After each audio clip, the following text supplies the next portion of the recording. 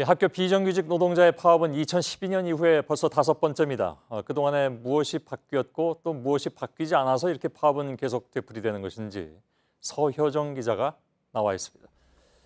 자, 노동자 측의 입장을 좀 들어봐야 될 것 같은데 기본급을 6% 이상 올려달라는 것, 이게 가장 기본적인 요구죠? 네, 맞습니다. 기본급을 6.24% 올려서 임금을 공무원 최하위 직급의 80% 수준으로 맞춰달라는 겁니다. 예. 지금 이들이 받는 기본급은 167만 원입니다. 그러니까 수당 등을 합치면 구급 공무원의 69% 정도 됩니다. 예. 지역에 따라 다르겠지만 10년차 급식조리원이 210만 원 정도를 받습니다. 이들의 요구를 받아들이면 지역별로 약 100억 원의 예산이 필요합니다. 예. 교육당국은 일단 기본급 1.8% 인상안을 제시했습니다. 예. 1.8%를 인상하면 몇 퍼센트가 되는 겁니까? 그러니까 어느 정도가 되는 겁니까? 최하위직 공무원의 한 70% 내지 75% 정도 수준? 그 정도로 생각을 해야 될까요, 그러면? 예, 그 정도 수준으로 대략 보시면 그렇게 될 것 같습니다. 나오는군요. 예. 급여 말고 신분도 좀 명확하게 해달라. 그러니까 이런 요구가 있습니다. 그러니까 법으로 정해지지 않았다라는 얘기인데 그건 어떤 얘기입니까? 네, 맞습니다. 교사는 교육공무원법을 적용을 받는데 반면에 이들은 따로 법적으로 적용을 받는 신분이 아닙니다. 예. 법의 테두리 안에 들어가게 해달라. 그러니까 교육공무직을 법제화해달라는 게 이들의 요구입니다. 예. 아무튼 이 때문에 오늘 계속 협상이 이어졌고 결국은 결렬이 됐습니다.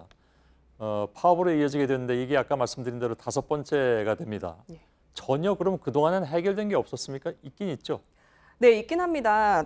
다만 본질적인 부분이 해결되지 않았다는 게 이 노조의 주장입니다. 예. 이 전국 학교 비정규직 노조가 파업한 사례를 보면 지난 2012년에 파업의 결과로 교통비와 자녀 학비 보조수당 등이 새로 생겼습니다. 예. 2014년엔 근속수당을 1년에 2만 원으로 올렸고 2016년엔 상여금을 신설하고 명절 휴가비가 인상이 됐습니다. 예. 2017년엔 근속수당이 3만 원대가 됐습니다. 하지만 기본급이 인상된 적은 없습니다. 예.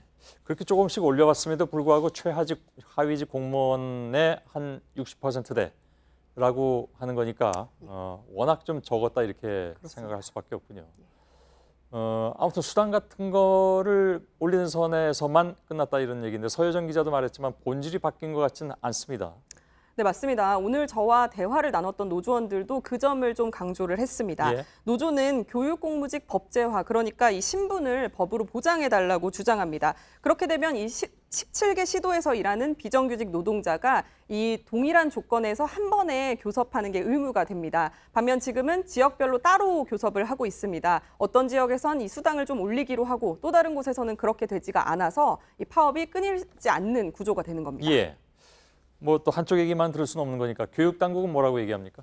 네, 교육청 입장을 제가 들어봤는데 이 교육당국은 어쨌든 이 교부금 등 이 교육청 예산으로 학교를 운영하고 또 이들한테 월급도 주고 하는데 사실 이렇게 갑작스러운 임금 인상은 조금 부담이 된다. 이런 입장을 표명을 했습니다. 예. 사실 가용할 수 있는 돈을 감안했을 때 자신들이 제시한 안이 1.8% 인상이라는 건데요.